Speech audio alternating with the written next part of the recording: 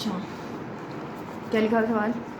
A 1 meter cube. A 1 meter cube tank containing air at 25 degree Celsius. सही है, 25 degree Celsius. हाँ, and 500 kilopascal Is pressure आ गया. connected to Is a connected through valve. a valve to another tank containing 5 kg of air at 35 degree Celsius and 200 kilopascal. हाँ, Now और the जैसे valve हमारे is pass valve open हो जाता open है and the entire system is allowed to reach thermal equilibrium with surrounding, which are at 20 degrees Celsius. Determine the volume of second tank and the final equilibrium pressure of air.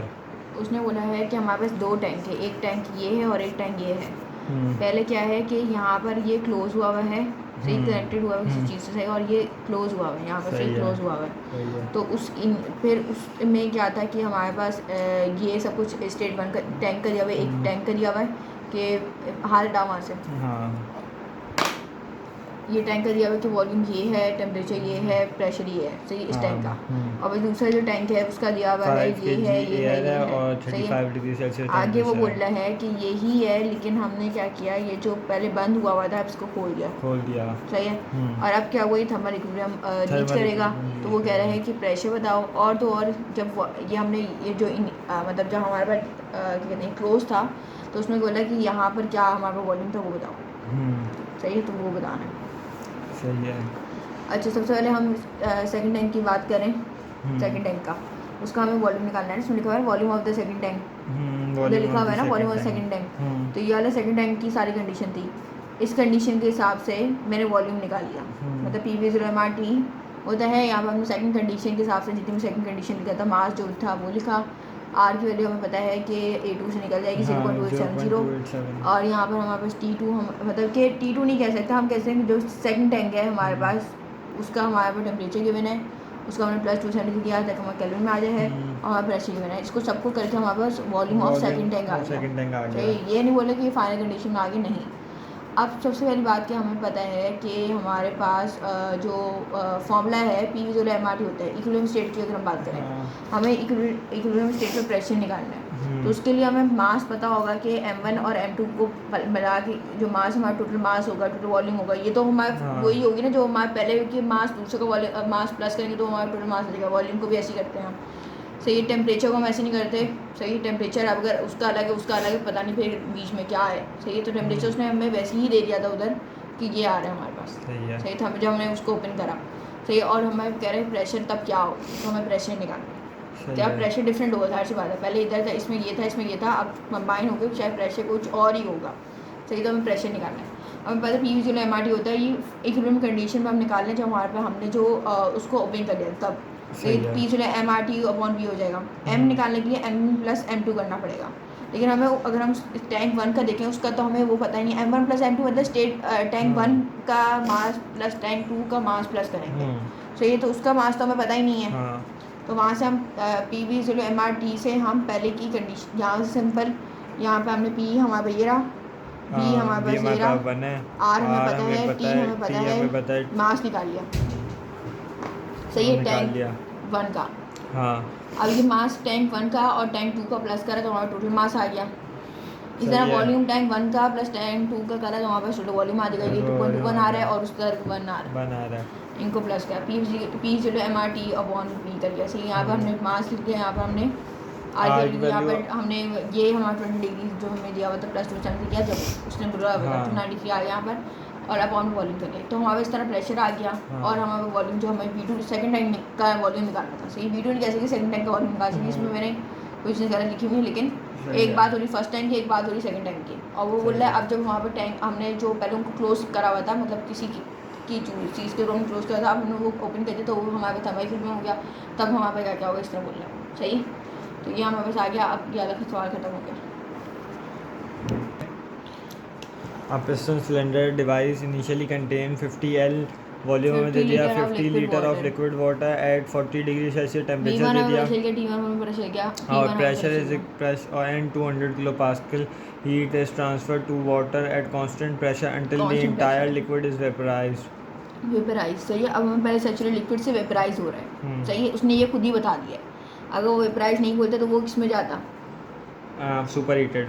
तो उसने vaporise बोल दिया, तभी हम लोग ये एक saturated liquid और एक वेपराइज इसमें हुआ है। सही है, अब हमने एक बताओ आया क्या हुआ जब हमने हीट किया तो। What is the mass of the water, mass बताना है वाटर का। What is the final temperature और determine the total enthalpy change, delta H बताना है। Show the process on a TV diagram with respect to surrounding line. अब जब हमें पता है, जब हमारे पास बिजनेस स्टैंडर्ड डिवाइस की बात हो रही होती है, जब जिसमें हमारे ना कोई वो क्या कहते हैं बिजनेस स्टैंडर्ड डिवाइस की नहीं, बल्कि हम ये कह सकते हैं जब हमारे पास सैचुरेटेड और ये इन सब की बात नहीं हो रही थी, मतलब सैचुरेटेड वेपर सैचुरेटेड लिक्विड ये इन सब की बात नहीं हो रही होती, तो आइडियल गैस इक्वेशन वाली जो हम यूज़ करें तो यूज़ करें MRT से हम सारी चीज़ें निकाल लेते हैं। ऐसी है, सही है। अब यहाँ पर क्या है हमारे पास उसमें सैचुरेटेड और इसकी मतलब ये इन सब की बात हो गई, तो यहाँ पर हम वो वाली चीज़ यूज़ नहीं कर सकते। सही है, जो हम ideal gas property of air की जो हम चीज़ें यूज़ करें तो वो हम इधर यूज़ नहीं कर सकते।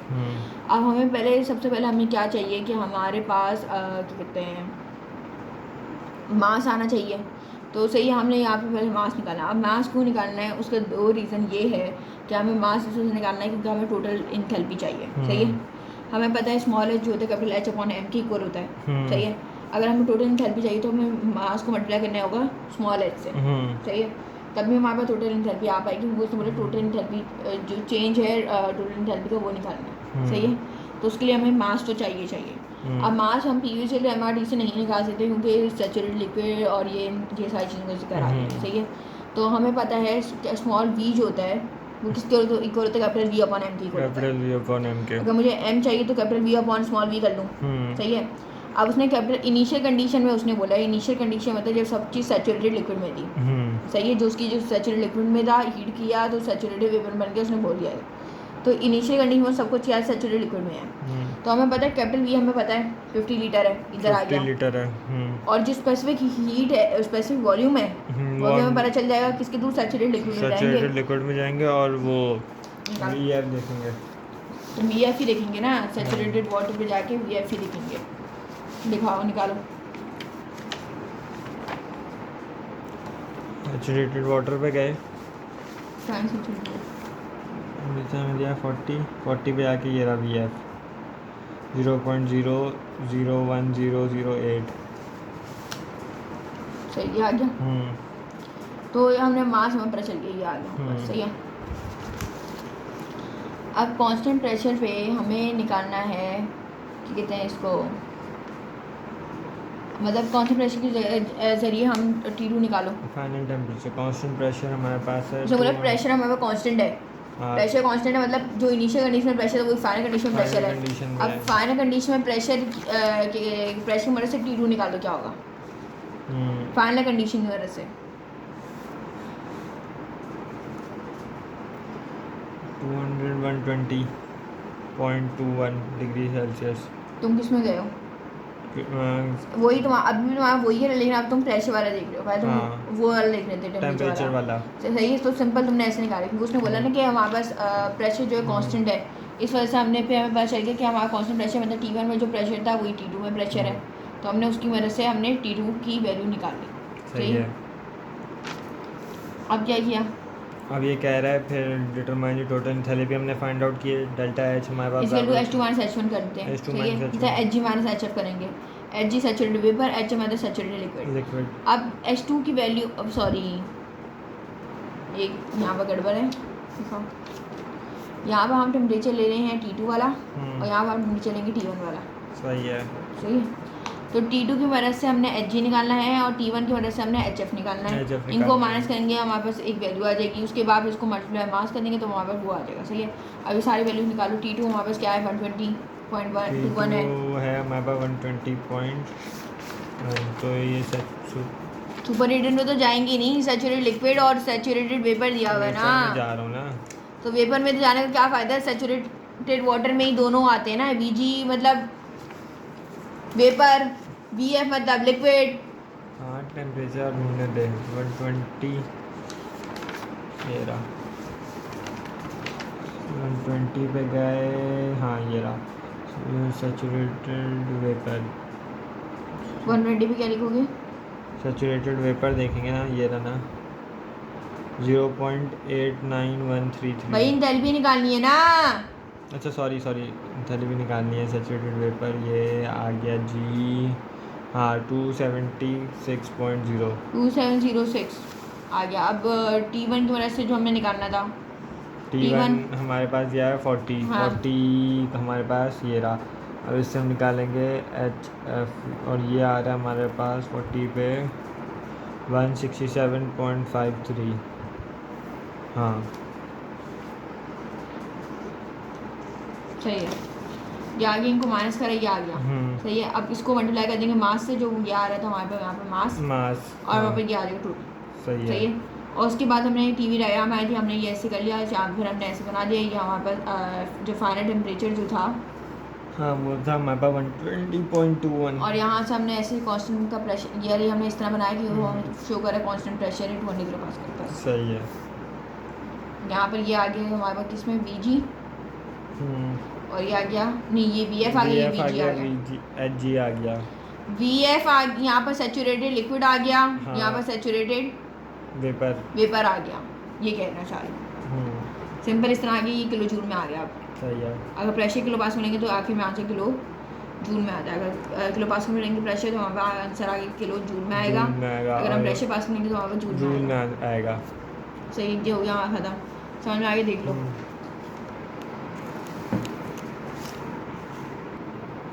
फिर ये कह रहा है अगला सवाल में, ये कह रहा है the pressure in automobile tyre depends on the temperature of the air in the tyres when the air temperature is 25 degree Celsius the pressure gauge reads 210 kilo pascal.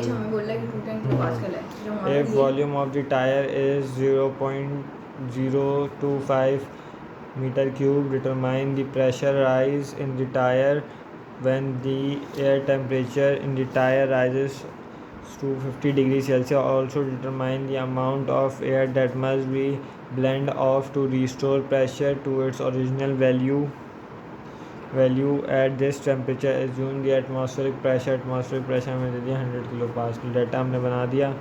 सही है, हाँ बनाया, किस में पहले भाई वो उसने हमें टेम्परेचर दे दिया 25 डिग्री सेल्सियस, प्रेशर दे दिया 200 किलो पास्कल, वॉल्यूम दे दिया 0.025 मीटर क्यूब, और फिर उसने हमें कह रहा है डिटरमाइन द प्रेशर हमें मालूम करना है।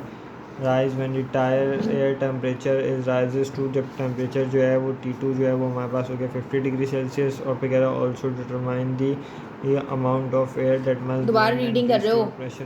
अच्छा, और PATM दे दिया। अब हमें क्या करना है, सबसे पहले हमारे पास ये हमें बोला है कि हमारे पास कितने टायर की बात हो रही है, टायर की बात हो रही है तो मतलब जो वॉल्यूम जो है वो हमारे पास सेम रहेगा। सही है, उसने पहले हमें बोली कि टेम्परेचर ये है, और पी गेज हम उसने दे दिया हमें 210 किलो पास्कल है, और PATM उसने दे दिया एंड में हमारे पास 100 किलो पास्कल है। सही है, तो हमें उसकी वजह से हम P1 निकालेंगे। सही है, और उसने हमें T2 दे दिया कि हमारे पास वो है 250 डिग्री, बताएं 50 डिग्री, लेकिन तुम 250 बोल लेते हैं, मैं 50 बोले, वीडियो देखना। अच्छा, राइज इन प्रेशर हमें निकालना है, और हमें निकालना है कहते हैं अमाउंट ऑफ कहते हैं एयर डेड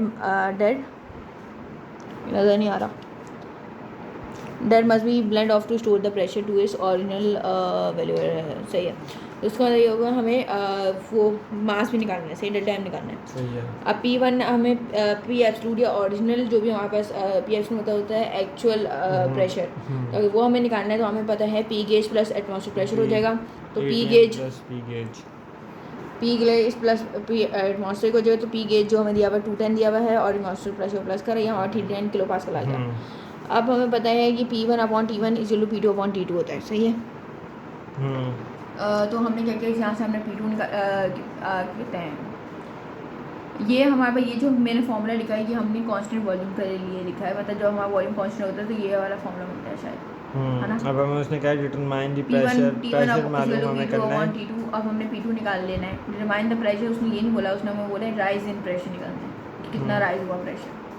इस वजह से हम P2 निकालना है पहले, तो हमने P2 निकाल के P1 मतलब T2/T1 कर दिया, P2 आ गया हमारे पास। सही है, अब हमें राइज इन प्रेशर निकालना है, मतलब कि P2 - P1 करेंगे तभी हमें पता चलेगा कितना राइज हुआ प्रेशर। तो 336 यहाँ पर आ गया, अब माइनस करेंगे 310 करेंगे, और यहाँ हमारे पास आ जाएगा 26 किलो पास्कल। हमें पता है PV MRT होता है। सही है, यहाँ से अब हमने M1 निकाला है। सही है, क्यों निकालने, अच्छा यहाँ से हम अब हमें निकालना है कि कितना जो है वो मास है, यहाँ पर लिखा हुआ था ना कहते हैं amount of air that must be held off to restore the pressure, हमें ताकि हम अपने जो हमारा प्रेशर है वो हम ऑर्डिनल जो भी हमारा क्या कहते हैं प्रेशर की वैल्यू है वो हमें मिल सके। तो वो हम कितना क्या होना चाहिए मास वो बोल रहा है, डेल्टा एम निकालना हमको। तो उसके लिए हम P equal M R T से पहले हम M1 निकाल लेंगे, P1 V1 equal M are T1। या हमें सारी कंडीशन सब कुछ दिया होता है तो हमने इस वजह से क्या फॉर्मूला यूज़ कर लिया, सही है। सब कुछ देखो गिवन है, P1 भी गिवन है, V1 भी गिवन है, R भी गिवन है। R हम निकाल लेंगे कि एयर का होता है 0.2870 और T1 भी गिवन है, सब कुछ गिवन है। यहाँ से M1 निकल गया, सही है। अब टायर की बात हो रही है, इसी वजह से हमारे पास ये M1 T1 equal to M2 T2। M2 निकालने के लिए M1 T1 अपॉन T2 कर लिया। अब M2 निकालिए इधर से, M1 जो भी आया था वो मल्टीप्लाई बाय T1 जो भी आया था और अपॉन T2 कर लिया, M2 आ गया। अब डेल्टा M निकालने के लिए क्या कहते हैं M1 माइनस M2 कर दिया। उसके बाद तुम्हारे भाई ज्ञान से ला दिया kg में, तो बस लिख लिया, सही है। और वगैरह आपके सिस्टम डिवाइस है इनिशियली कंटेन स्टीम। शुरू में क्या है, स्टीम कंटेन कर रही है 3.5 मेगापास्कल। शुरू में क्या है, स्टीम है, सैचुरेटेड वेपर है। अब अगर उसको सुपर हीट कर देते बाय 5 डिग्री जो सही है, अगर उसको सुपर हीट कर देते 5 degree, now the steam loses heat. मतलब अब क्या हो रहा है, हमारा पहले स्टीम में था और उसमें टेम्परेचर बात करें कि उसको हमने इतना उसको हीट कर दिया, खैर। और कह रहे जो हमारे पास स्टीम है अब हमारे वो हीट जो है वो लूज करती जा रही है, सही है। And the piston move down heating the stop at which the point is slanting containing saturated liquid. अब मतलब करता रहता जब तक हमारे पास सैचुरेटेड लिक्विड में नहीं आ जाता, सही है। अच्छा, अब यहाँ से ये एक हमें पता चल गया एक पार्ट। अब कह रहे हैं कूलिंग कंडीशन, ये हमें एक पता चल गया जहाँ पर हमारा जो प्रेशर है हमारा 3.5 मेगापास्कल है। उस कंडीशन में ये बता रहा है कि हमारे पहले स्टीम में था, फिर हमारा वो लूज होता रहा उसके बाद सैचुरेटेड लिक्विड में आ गया, सही है। अब वो कह रहे हैं the cooling continues until the cylinder contains water at 200 degree Celsius. Cooling तब तक हो जाए जब तक वाटर जो है 200 डिग्री सेल्सियस में टेम्परेचर हो जाता। अगर इनिशियल टेम्परेचर क्या है, इसका enthalpy change per unit mass क्या है, मतलब स्मॉल एच बोल रहा है, नहीं कैपिटल एच बोल रहा है, enthalpy change per unit mass, सही है। पर यूनिट मास मतलब स्मॉल एच कह रही हूँ मैं। और हमारे पास क्या कह रहे हैं, हमारे पास कितने द फाइनल प्रेशर और हमें क्वालिटी निकालनी है, सही है। ये सब कुछ हमें निकालना है, सही। सबसे पहले हमें पता है कि हमारे पास, मैंने बोला क्या किसमें, ये सैचुरेटेड वेपर में था और उसके बाद इसको हीट लूज करी किसमें आ गया, सैचुरेटेड लिक्विड में आ गया, सही है। और इसमें इस दौरान प्रेशर जो है सेम ही था। फिर ये पहले भी यहाँ तक बात समझ में आ गई, सही। इसका देख लेते हैं। अब उसने बोलते पहले हमें निकालो T1 निकालो, सही है। अब T1 निकालने के लिए हमें पता है कि क्या कहते हैं इसको, प्रेशर की वजह से हम T1 निकाल लेंगे। निकालो, पहले प्रेशर को कन्वर्ट तो करो, मेगापास्कल में दिया हुआ है।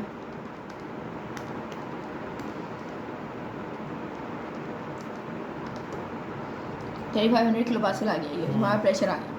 अब 35 किलो पास्कल में तुम टेम्परेचर लिखो ना, क्योंकि इस दौरान क्या है, टेम्परेचर तो कांस्टेंट है ना T1 में। मतलब जब ये पूरी कंडीशन आ रही है, जब हमारे पास पहले वो स्टीम में था, उसके बाद वो यूज़ करते करते सैचुरेटेड लिक्विड में आ गया। क्या आ रहा है, जल्दी बता दो भाई। सुपर हीट सैचुरेटेड वाटर है, सैचुरेटेड वाटर में ही देखेंगे ना, मतलब स्टीम मतलब क्या होता है यार। तो टेम्परेचर देख रहा था मैं, प्रेशर पे आया हूँ अभी। तो गलत क्यों देख रहे हो, 3500 है ना, 3500। हाँ ये रहा, क्या बताना है टेम्परेचर यार है 242.56 242.56 और जो +5 लगेगा क्योंकि सुपर हीटेड बाय 5 डिग्री उसने यहाँ पे बोला था। इस वजह से हमने इसमें +5 कर दिया और हमारे जो टेम्परेचर जो है इनिशियल टेम्परेचर वो हमारे पास आ जाएगा, सही है। वो हमारे पास आ गया। अब हमने क्या करना है, हमें पता है कि क्या कहते हैं, हमें H1 और H2 निकालना है, तभी हमें डेल्टा H पता चल जाएगा, स्मॉल h डेल्टा H पता चल जाएगा। H1 मतलब क्या हो रहा है, Hg मतलब शुरू में वो क्या हो रहा है कि वहाँ पे वो कौन सी कंडीशन में, स्टीम की कंडीशन में लूज करता जा रहा है और उसमें तो उसमें आ जाता है लिक्विड की कंडीशन में आ जाता है, सही है। तो हमें इसमें जो है हमें H1 जो है हमें उसमें लेना है, और मतलब हम प्रेशर पे जाएंगे, प्रेशर पे हम लोग H1 लिखेंगे। H1 मतलब के Hg ना, और H2 मतलब HF। इस तरह करके हम निकाल लेंगे, निकालो प्रेशर की मदद से।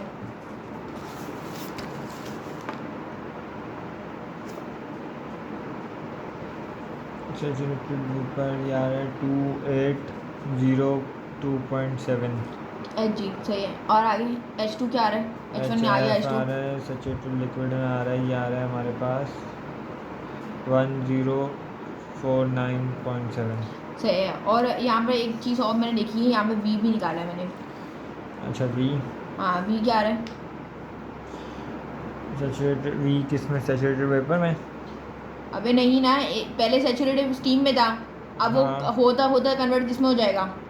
वो लिक्विड में, सैचुरेटेड लिक्विड में हो जाएगा ना। हाँ तो फिर फाइनल कंडीशन वाला भी बताओ, मतलब फाइनल में क्या हो जाएगा V? अच्छा 0.000123 मतलब कि VF में लिखा है तुमने, सही है। अब ये हो गया सही है, हमने इस तरह करके डेल्टा H निकाल लिया, तुमने इन दोनों को माइनस करा, डेल्टा H आ गया, सही है। अब तुम्हारे पास क्या करना है, तुम्हें प्रेशर निकालना है, मतलब P2 का प्रेशर निकालना है, सही है। तो हमें तुम्हें पता है T2 पे हमारे पास जो भी टेम्परेचर उसको ऐसे तुम P2 का प्रेशर निकालोगे, राइट। हाँ ये तुम्हारे पास आराम से निकल आएगा। अब हमारे पास हमें क्वालिटी भी निकालनी थी। क्वालिटी के लिए हमने फॉर्म लगाया V2 = VF + XVFG, सही है। क्या निकालनी है? क्वालिटी, क्वालिटी मतलब X निकालने के लिए उसका formula V2 = VF + XVFG। Temperature की वजह से 200 यहाँ पे तुम्हें टेम्परेचर दिया तो उसकी वजह से तुम्हें प्रेशर निकाले हो, तो काम खत्म हो गया, ये काम खत्म हो गया, ये काम खत्म हो गया। और जो V2 इस तरह से मैं तुम्हें बोला था निकालो, मतलब कि फाइनल कंडीशन में क्या हुआ था, वो लिक्विड में आ गया था, ना, मतलब कि वो स्टीम से लिक्विड में आ गया था। तो हमने X निकाल के V2 - VF / VG - VF किया। अब टेम्परेचर की जो 200 है हमारे पास, उसमें हमने तुमने लिखा VF क्या आ रहा है, कहते हैं VF क्या आ रहा है, VG क्या आ रहा है, उस तरह करके तुमने निकाल लिया। VF देखो टेम्परेचर की वजह से क्या आ रहा है, टेम्परेचर की वजह से, फाइनल टेम्परेचर की वजह से। हाँ सही है, क्या है हमारे पास टेम्परेचर, जब उसने आगे कंडीशन बोली ना, उसने the cooling continues until the cylinder water at 200 degree Celsius, वहाँ पर जल्दी देख ले भाई। इसमें हमारे पास जो प्रेशर था वो तो हमारे पास आ गया ही है, उसके बाद वो हमें कह रहे हैं VF बताओ, सही है। VF आ रहा है हमारे पास ये 1001157 समथिंग 57, और VG आ रहा है सैचुरेटेड वेपर, वो आ रहा है हमारे पास 0.12712 ये आ गया में। हाँ सही। यहाँ पर हमने V2 की वैल्यू लिख दी, माइनस ये कर लिया, और फिर VG - VF करा, X की वैल्यू आ गई, सही है। तुम्हारे पास खत्म हो गया, सही है, सही है, ये पूरा खत्म हो गया। अब इसको और कह रहे हैं the inner and outer surface, the inner and outer surface of a 5 metre 6 metre brick wall, मतलब कि एरिया में दे दिया 5 मतलब 6 करिए, एरिया आ गया। और द वॉल थिकनेस हमें पता चलेगी डेल्टा X मतलब कि 30 सेंटीमीटर है, सही है। एंड द थर्मल कंडक्टिविटी मतलब K, और 0.69 वाट मीटर पर डिग्री सेल्सियस है। और क्या कहते हैं, हाँ बस इतना ही, अभी मैं बाद में लाऊंगी जब उसका कराऊंगी। वाट पर मीटर डिग्री सेल्सियस सही है, आर उसका maintained at temperature of 20 degree 20 degree Celsius और 5 degree and Celsius 5 degree Celsius respectively. तो डिटरमाइन मतलब the rate of heat T transfer. in 20 और T out 5 डिग्री है, उसका मतलब ये है रिस्पेक्टिवली बोला है ना। हाँ, और Q डॉट हमने फाइंड आउट करना है, Q डॉट हमने निकालना है, सही है। अब हमें पता है कि Q कंडक्शन फॉर्मूला है KA delta T over delta X, सही है। K हमें पता चल गया 0.69, नहीं Q डॉट का क्या फॉर्मूला है हमारे पास, KA delta T over delta X। KA delta T over delta X है ये। अब यहाँ पर हमारे पास 5 6 30 आ गया, 30 सेंटीमीटर डिवाइड बाय 100 किया, 0.3 मीटर आ गया, सही है। 0.69 मल्टीप्लाई बाय 30 करा, इसको हमने डेल्टा T मतलब 20 - 5 कर दिया, मतलब indoor inner minus outdoor temperature. इसके अपॉन में 0.3 लिख दिया, हमारे पास ये आ गया 1035 वॉट है, खत्म, स्टॉप कर। वो कह रहा है hot air at 80 degree Celsius is blown over a 2 metre 4 metre flat surface, सही। Flat surface at 30 degree Celsius, मतलब हॉट एयर है ब्लोन एट, मतलब ये इसका ये चल गया है कि हाँ जो T इन्फिनिटी वो 80 डिग्री सेल्सियस है, और सरफेस पे जो हमारे पास टेम्परेचर वो 30 डिग्री सेल्सियस है। और वो कह रहे हैं एरिया हमारे 2 मतलब 4 मतलब 8 मीटर स्क्वायर है। अब वो कह रहे हैं इस कहते हैं हीट ट्रांसफर कोफिशिएंट H मतलब कह रही है watt upon metre square degree Celsius, और K होता तो watt upon metre degree Celsius होता।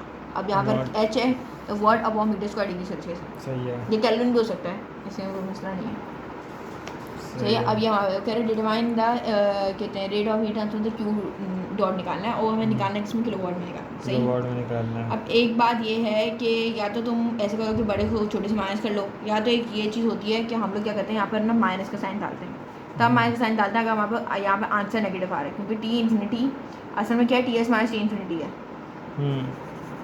मतलब ये हो रहा है 30 माइनस 80 हो रहा है। सही है। ऐसे अगर हमारे साथ डालते तो बाकी सब कुछ वही हो जाएगा, लेकिन मैंने ऐसे किया है कि मैंने हमेशा बड़े को छोटी से माइनस करा है, इस तरह कर रही हूँ। मतलब या तो माइनस करके डाल दो, मसला नहीं है। बस 55 यहाँ पर आ गया, 8 यहाँ पर आ गया, यहाँ पर आ जाएगा 80 माइनस 30 कर दिया मैंने, और ये मेरे पास आंसर आ गया। इसको मैंने क्या किया, इसको ना मैंने पहले ENG लगा के फिर मेरे पास आंसर आया था। अभी 1000 जगह मैंने 10 के बाद 3 लिख दिया, फिर वाट आ गया। अब 10 के बाद 3 का आ गया, किलो वाट आ गया, खत्म। अब इसको स्टॉप करो।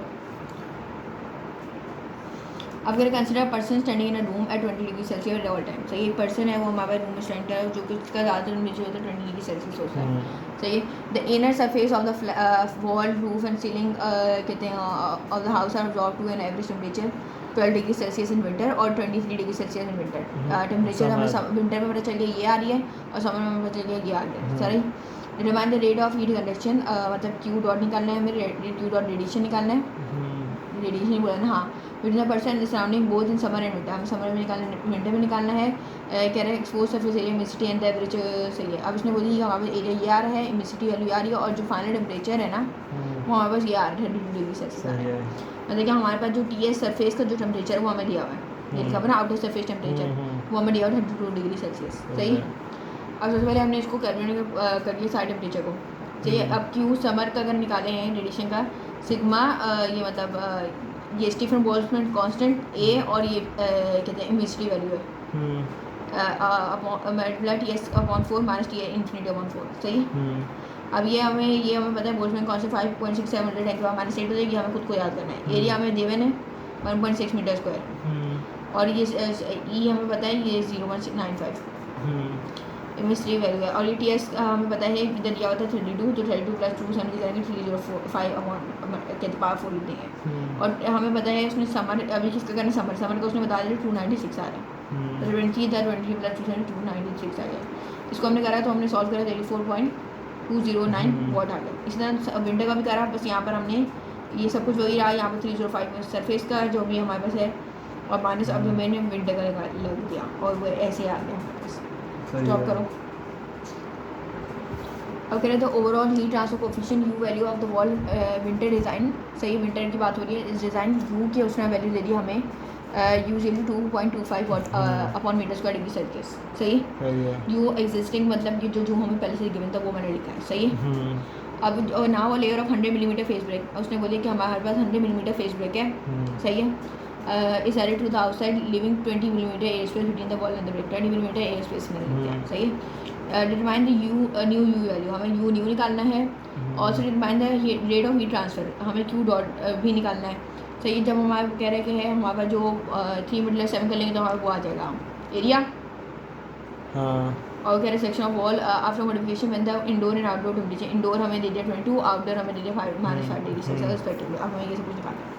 सही है। पहले हमें कहते हैं अगर हमें U एग्जिस्टिंग दिया हुआ है तो हम R एग्जिस्टिंग निकाल सकते हैं 1/U करके, मतलब R जो होता है वो 1/U होता है, और U जो होता है 1/R होता है। सही है।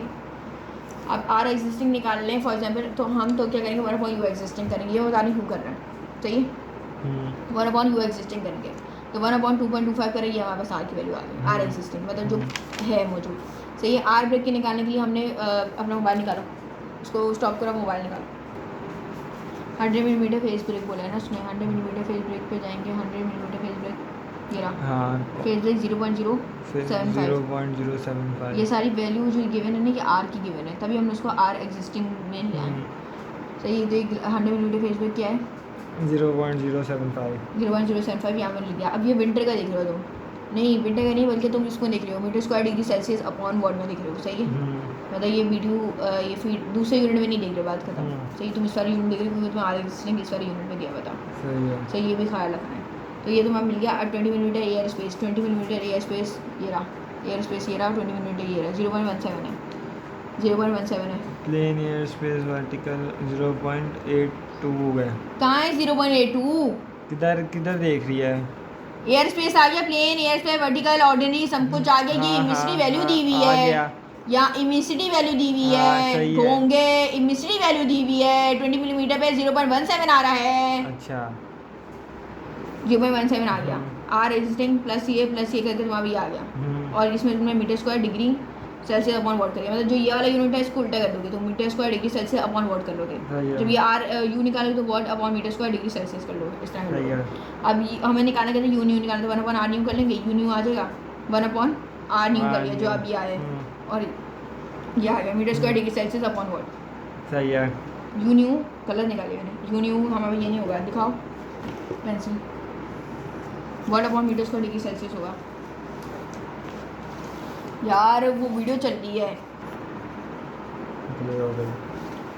ये हो जाएगा सही है। अब आगे में चलो बस अच्छा हाँ हमें क्यू भी निकालना था ना, क्यू हमें निकालना था, तो हमें क्यू वो निकालना था A T out minus T indoor upon R new, ये तुमने मैंने उस दिन फॉर्मूला देखा हुआ था उसमें।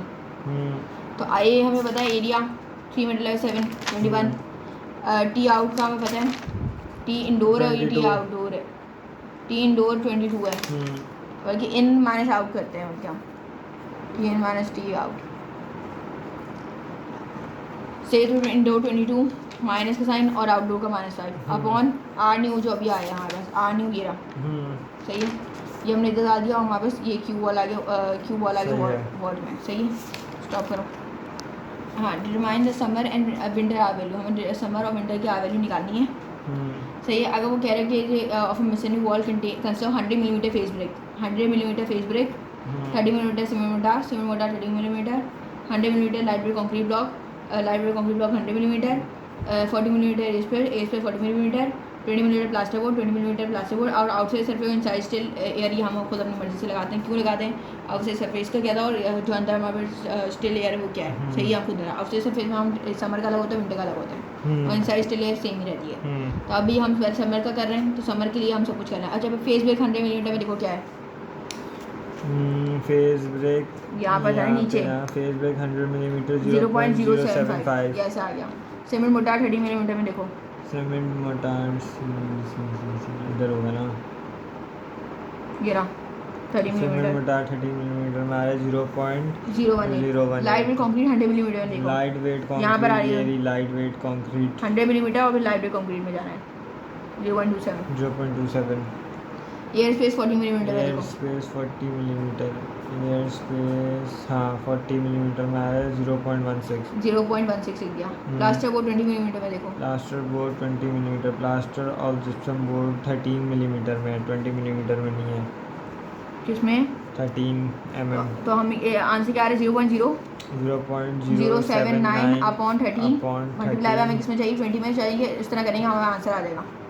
तो आंसर आ जाएगा हमारे प्लास्टर बोर्ड का 0.12 सही, इस तरह आंसर आ जाएगा। समझ में आ रही किस तरह आ रहा है? सही है। और आउटसाइड सरफेस जो है वो समर का हाँ वो है 0.044 और इनसाइड स्टिल लेयर वो हमने खुद ने डाला, ये दोनों चीज़ सही। इनसाइड स्टिल लेयर कहाँ गई, इनसाइड स्टिल लेयर कहाँ से देखते हैं, यहीं से आएगा ना, कहते हैं इनसाइड स्टिल लेयर 0.12 आ गया। इन सबको प्लस करोगे आर वैल्यू आ जाएगी, उसको बाद तुम्हें metre square degree Celsius upon watt कर देना, सही समर का। अब विंटर के लिए भी यही सब कुछ रहा, बस यहाँ पे आउटसाइड सरफेस विंटर का आ जाएगा, हाँ देख लो आउटसाइड सरफेस विंटर का, और अब ऑन लिखा गया, और इसके बाद सब कुछ इनको प्लस करें तुम्हारे पास ये विंटर का आ जाएगा, सही है। सब कुछ वही रहा है और आराम से हुआ है, ये कोई मुश्किल नहीं थी। सही है। बंद करो, वीडियो खत्म हो गया।